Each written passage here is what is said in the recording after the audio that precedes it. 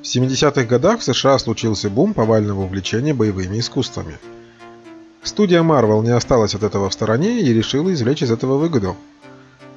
Так они придумали Шан-Чи, мастера кунг-фу, практически непобедимого рукопашного бойца, волею судьбы, связанного со шпионскими делами во вселенной комиксов Marvel. И совсем скоро на экраны кинотеатров выходит о нем фильм.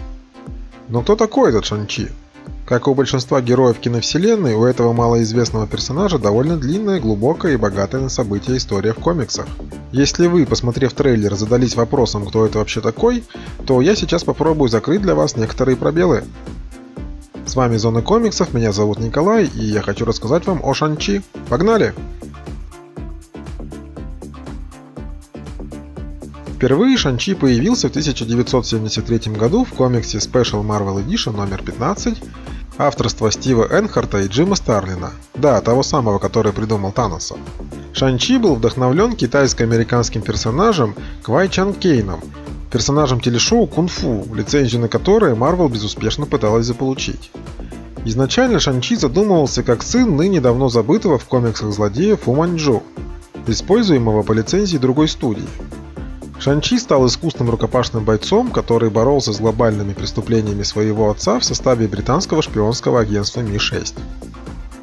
Комиксы о Шан-Чи быстро стали популярными, и серию Special Marvel Edition переименовали в «Руки Шан-Чи. Мастера кунг-фу». Также Шан-Чи появлялся в черно-белой серии «Смертельные руки кунг-фу» и комиксах о других героях, таких как Железный кулак и Дочери дракона. Но в 80-е годы увлечение кунг-фу утихло, а вместе с ним сошла на нет и популярность Шан-Чи, и он лишь изредка стал появляться в комиксах других персонажей. Между тем, злодей Фу Манчжу, изначально созданный автором Саксом Ромером для комиксов другой студии, перестал появляться в комиксах Marvel, когда студия отказалась от прав на него. А это означало, что все классические комиксы с историями о Шан-Чи стали для Marvel недоступными, потому что в студии не могли ссылаться на истории с персонажем, который им уже не принадлежал. И в итоге получилось так, что из вселенной Marvel как бы исчез и сам Шан-Чи, и персонажи, которые с ним так или иначе были связаны. Но студия не забыла про Шан-Чи и вынашивала планы, как вернуть его в свою вселенную. Еще в 80-х годах студия раздумывала над созданием фильма про него, а сам Стэн Ли считал, что актер Брэндон Ли стал бы идеальным воплощением Шан-Чи на киноэкране. При создании своей вселенной Marvel сразу планировали включить в нее Шан-Чи, и для этого они начали возвращать своего героя в сюжеты своих комиксов. В 2010 году Шан-Чи стал членом Секретных Мстителей, комиксы которых писал Эд Брубейкер. Брубейкер подошел к делу основательно и переписал всю историю происхождения Шан-Чи, заменив Фу Манчжу на бессмертного волшебника Джен Цзу. Сила Шан-Чи увеличилась, он получил способность создавать копии самого себя и начал использовать различные девайсы, создаваемые Старком. В итоге Шан-Чи даже стал членом основной команды Мстителей и оставался им до событий Секретных войн. Marvel никогда не упускали возможности получить максимум возможного из коммерческого потенциала своих героев и плотно взяли Шан-Чи в оборот, чтобы повысить его популярность перед выходом фильма. Шан-Чи был членом агентов Атласа, которые сражались с Немором в возрожденной линейке комиксов «Атлантида атакует». А совсем недавно он стал героем собственной мини-серии, которая сделала акцент на истории его семьи.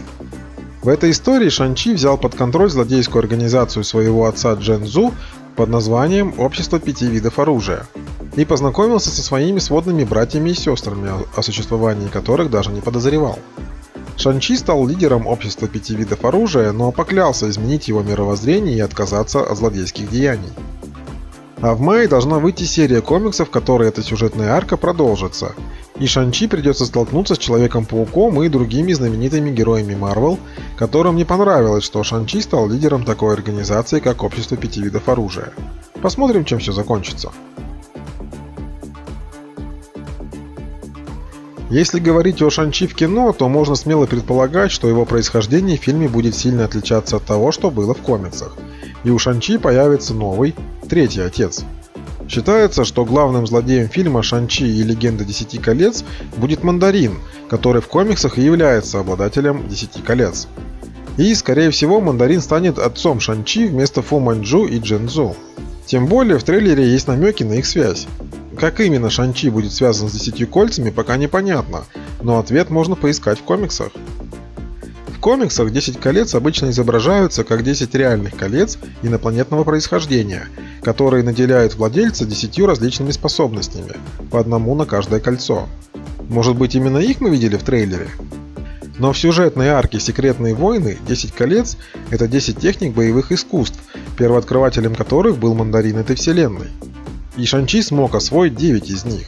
Так что посмотрим, какую версию колец нам покажут в фильме и как Шан-Чи будет связан с мандарином.